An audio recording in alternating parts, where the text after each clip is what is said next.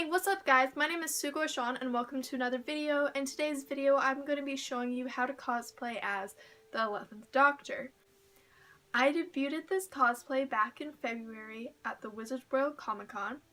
I only did it for half a day because it was the Friday of the event, but it was a hit because people kept asking me for pictures, and I did have an Amy Pond with me. I will not be doing an Amy Pond cosplay tutorial right now, but if you're interested, give this video a thumbs up and I'll see if I can convince my friend Annie to come on and show you how she did Amy Pond. So without further ado, let's get started. So to start off with the things that I got, the most important things are going to be your sonic screwdriver. Now I didn't have one of these. I only had a miniature sonic screwdriver that I got in a little kit from a bookstore. So I let my Amy Pond hold this a little bit in some of the pictures, but for the most part I just used this one, which is one that I borrowed from my friend. If I can find a link to this, I'll leave it in the description below. It is very important to have a sonic. It is one of the things that makes a doctor a doctor. Now the second most important thing about cosplaying as the 11th Doctor is a jacket. Now this jacket was huge on me, and it's currently covered in cat and dog hair. But the thing is, you have to get a jacket that looks similar to this. It doesn't matter the size. I mean, it sort of does matter, but at the same time, you just need a jacket like 11's. So I grabbed the first one that I saw. Some tips on finding jackets like this. Look online, but don't buy anything too expensive unless you're really serious into cosplay. And go to secondhand stores like Goodwill. And just keep looking for jackets like these, keep your eye out, and eventually you will find one that works. Now these next two parts are the pants and the shirt. They're really important, but if you can't get them, it's completely okay. Just find something close to it. So I used a white shirt. This one is now stained because I accidentally put it in the wash with something red, but it was white before. Basically what you're going to want is some sort of collared shirt that's a light tan or whitish. Ideally this should be light plaid and more tannish, but again I dealt with what I had and I also wanted to get something that could work for my Harry Potter cosplay. So this is what I got. Now the next thing is pants. Now pants are something that people don't really notice all that much if it's just normal pants. Now something like Amy Pond, who's much more feminine and every part of her is featured, it's going to be more important to have pants or a skirt that really fits the character. I decided to go with simple black slacks. Now these were a little too big for me, but that's okay because I tucked in the shirt into the pants, so they actually fit pretty well. Now there's just a few more pieces left to this cosplay. One of course is a bow tie. This is a must-have. Preferably have it a little brighter red than this, but if you can't get a bright red, a dark red will work. Because the 11th Doctor is known for saying bow ties are cool and wearing bow ties. Now if you actually know how to tie a tie, I feel like that would be more professional and more unique and special, but like honestly, for people that don't know how to tie ties like into a bow tie, just get a little one of these fake things. You're also going to want to have red suspenders. Now make sure that you know how to put on your suspenders beforehand. So I completely spaced and didn't try them on beforehand, and so I just used ones that my dad had. But I didn't realize that this part right here has to go into a button on the pants. So basically, I sort of just slipped this into my pants and just hoped that it wouldn't slide off. You're also probably going to be wanting a fez. Now it doesn't necessarily matter how good quality your fez is because honestly people don't care if your fez is good quality or not as long as it's not like cardboard falling apart.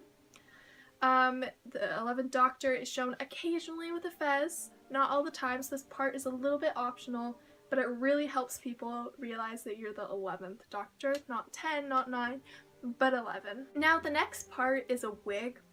Now I'm saying a wig because my hair is not the same as the 11th Doctor's. Now this wig isn't perfect, but I will leave a link to it down below. I styled it a little bit so that it works better for 11. Honestly, it doesn't matter what you do with your hair that much.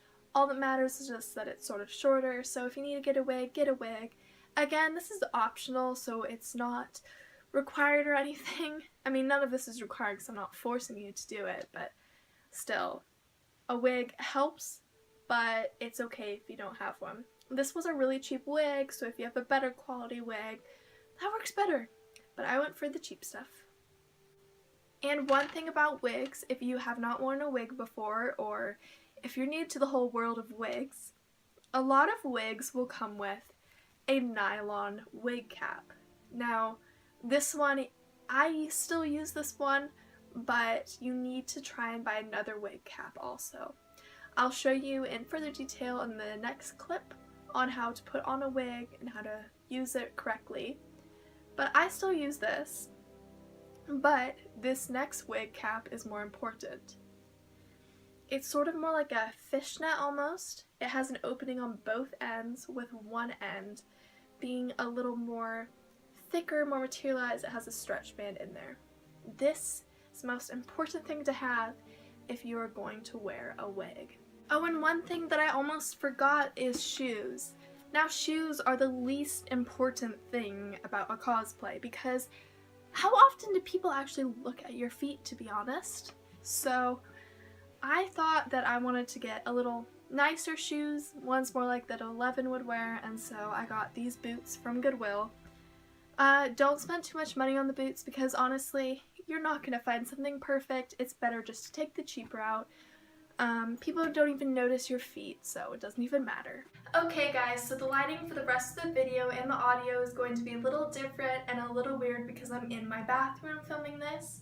Basically, I want to show you guys how to put on a wig cap. So what you're going to want to do is you want to make sure that your hair is brushed down a little bit so it's not super poofy. And you're going to want to take the fishnetty wig cap that I showed you earlier in the video. You're going to want to slide it on over your head and make sure that all of your hair is out. So it's basically like a choker now. What you're going to want to do is you're going to want to pull up the little nylon band to the point where it's around your hairline. Try and make sure that none of your hair falls beneath this band. From there, you're just going to slide the rest of the fishnet over the rest of your hair. If you have longer hair, your hair will be sticking out at the end. What I do is I fold it over. I take the wig cap, the cheaper one that are sold in with most wigs, I put it on top. This just ensures that the hair is a little more steady on there. So now what you're going to want to do is you're going to want to take your wig, and if it has anything hanging out that you don't want shown, just tuck it in there. Keep your hands on those parts as you go to put it on. And just put it on, trying to make sure that you're putting it on evenly. And it's not going to be perfect. No wig is going to be perfect unless you get a wig that is made out of real hair. You're just going to sort of want to put it on, double check that all of the sides are all good and that none of the bands like this, that slid out on me, so I'm just going to tuck it in there. Now, one thing, if you have not worn wigs very often, is when you're at a convention, you can go to the bathroom to fix your wig, but don't be fixing your wig while you're on the floor cosplaying. Try and save it for the bathroom. And a last little quick word of warning for those of you who have not worn a fez before and are planning on wearing a fez. Practice wearing a fez. It requires a little bit of balance, but it's not the hardest thing to do in the world. So, the thing about the suspenders is you just tuck them right into your pants, as so, and it does require you not to be stretching or moving around a lot, but I see no need why you need to do that. So, basically, yeah, this is the cosplay. Now this jacket does look huge on me, so I can just tuck it behind for a photo, and ta-da! So, yeah. That's all for today's video. I hope you guys enjoyed and tried out this cosplay. If you do, please post it on Instagram or Twitter and tag me in it. I'm Sugoi-Sean on all forms of social media. Thanks for watching, guys, and I hope you guys are having a fantabulous week. See ya!